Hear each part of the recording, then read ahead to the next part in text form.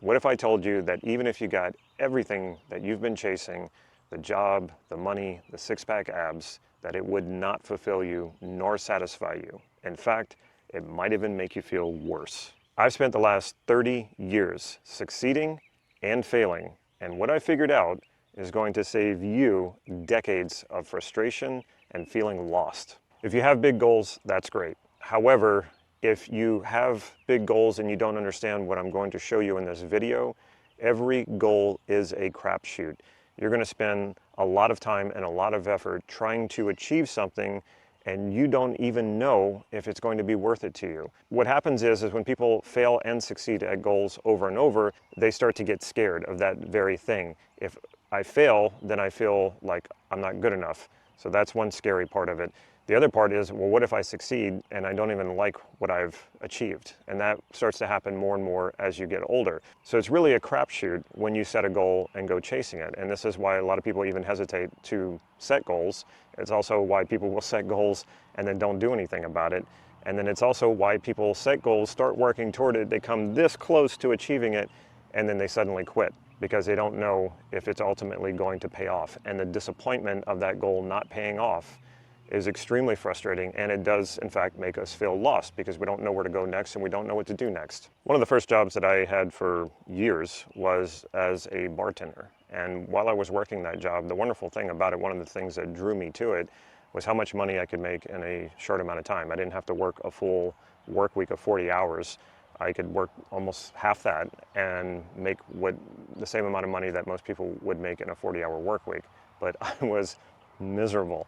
Every time I went to work, I was already in a bad mood because I knew that the next 8 hours was going to be miserable. Why was it so miserable? I reflected on that so many times, whereas other bartenders, they seemed fine. They seemed happy enough. They liked the money they were making, and then they walked out and life was fine. Life was great, but that wasn't me. I would make really good money and I would walk out of my job feeling miserable, and then I would already be thinking about coming back to work, and that would ruin my day. Then I moved on to better and better jobs. I got better jobs. In fact, the last job that I had before I started my own business was the best job that I had ever had. What I knew at that point was this was probably as good as it was ever going to get, as long as I was working for someone else. And that's when I embarked on my own business. So my first business was as an insurance agent. And I thought this was it. I thought this was going to fulfill me, make me happy, because now I was my own boss. I was going to make my own hours, I was going to have freedom, and I was going to be able to make as much money as I wanted to make.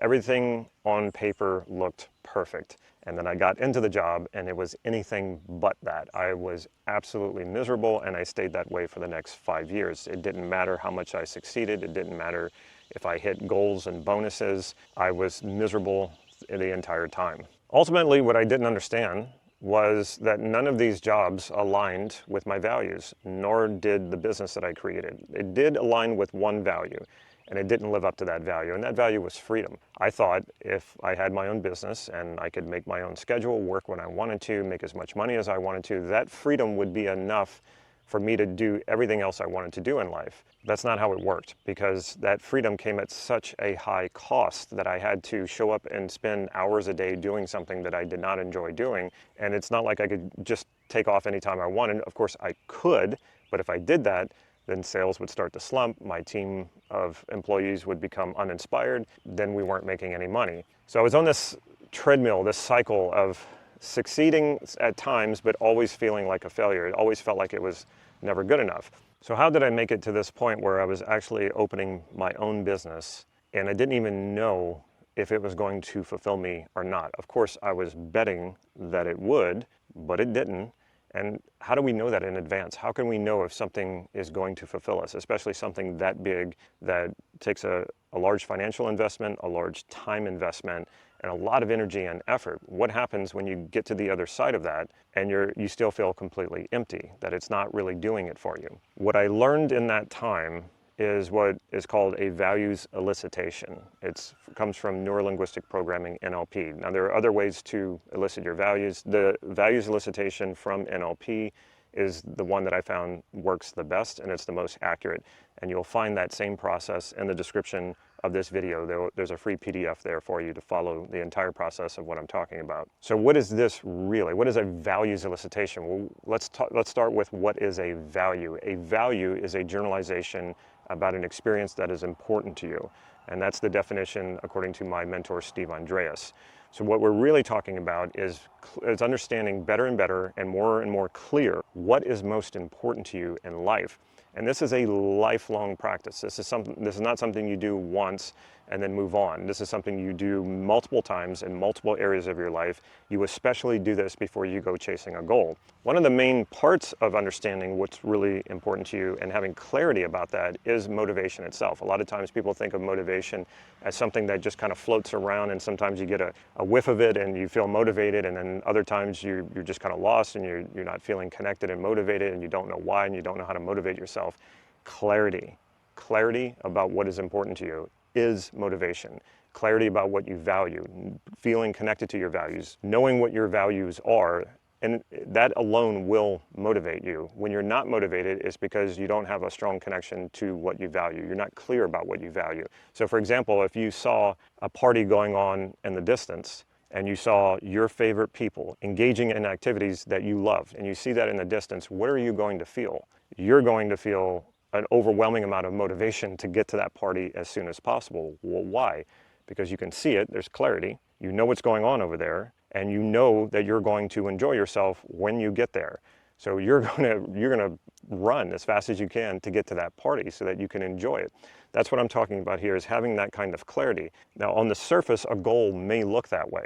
You might think, oh yeah, it'd be great to have $1 million, $2 million. It'd be great to have a beautiful house. It'd be great to have a beautiful car. And you might feel a sense of motivation for that. But don't be deceived by this. Do a values elicitation to understand what is important to you about having that material possession, or if it's about an achievement, understand that. A lot of times people are chasing achievements because they think, well, once I achieve that, then I will feel like somebody. I will feel like I have purpose. I will feel worthy. And that will never work out that way. That is an unsatisfiable pursuit, because the pursuit of worthiness, you can never ever find it because it's not real.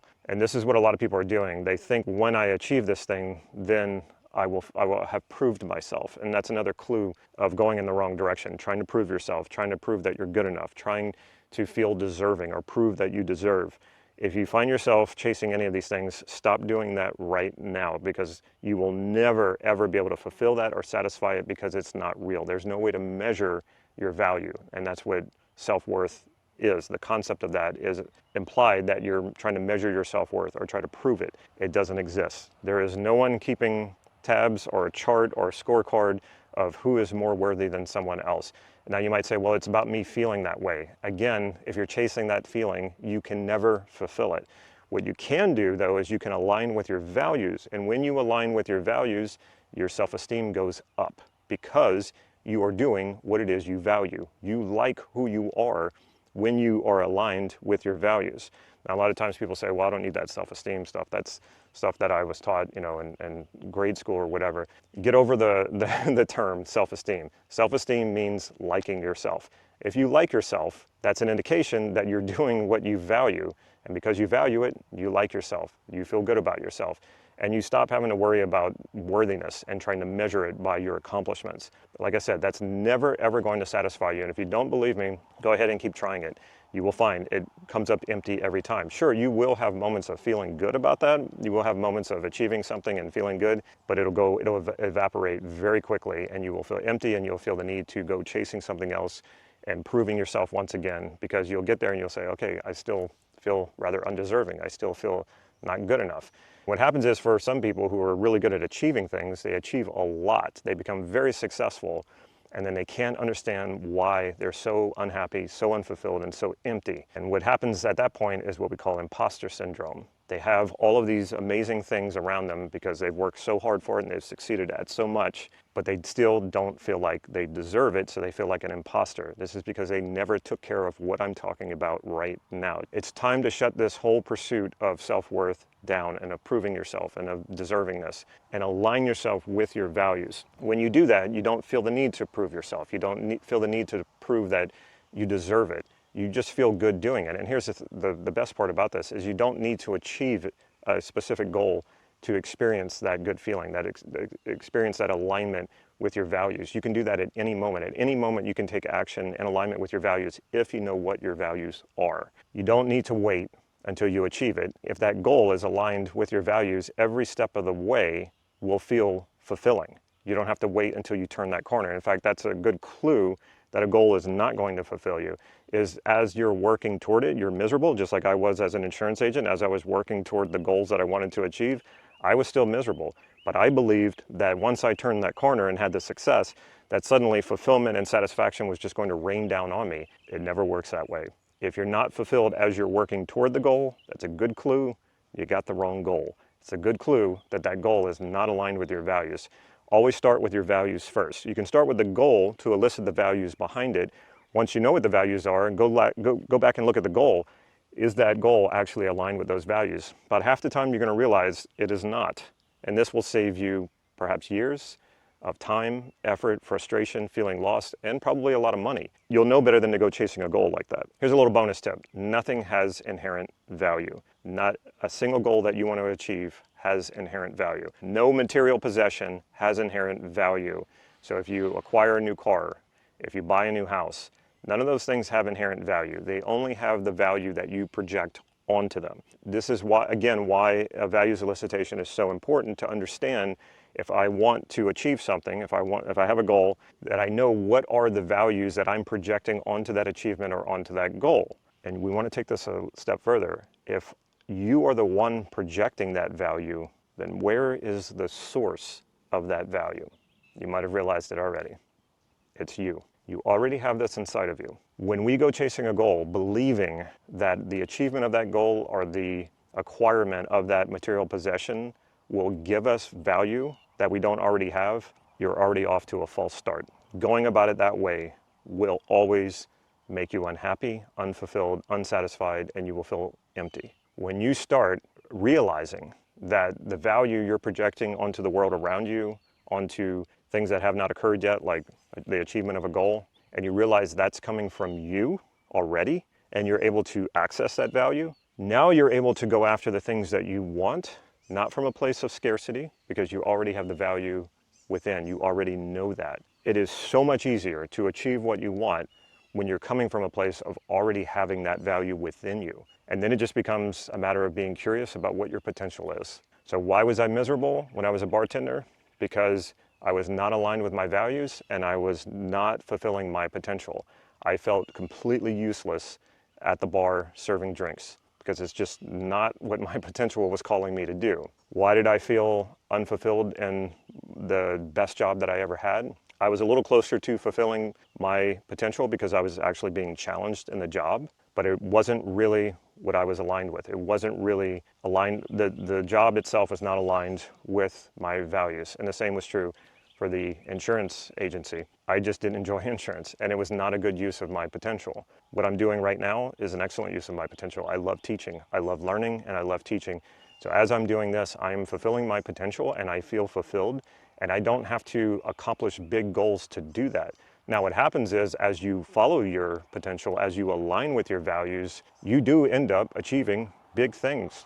What might even look extraordinary to other people. But that's not even the most important part to you. The most important part is that every single day you are living your potential and feeling fulfilled by it. And then the accomplishments seem to just kind of show up because you're doing it, you're active, you're alive. You're not going at your goals from a place of desperation. You are resourceful, you are connecting with those values from within, you understand that you're the source of that, and so it's just a matter of being curious about what can you do, what is your potential, and you can spend the rest of your life exploring that and discovering it and accomplishing great things simply because you're aligned with what is important to you, you're clear about it, and you take actions that align with that, and that will take you on your individual journey, your path that no one else can give to you. What this all amounts to is that fulfillment is now. If you don't believe that, it's time to change that belief.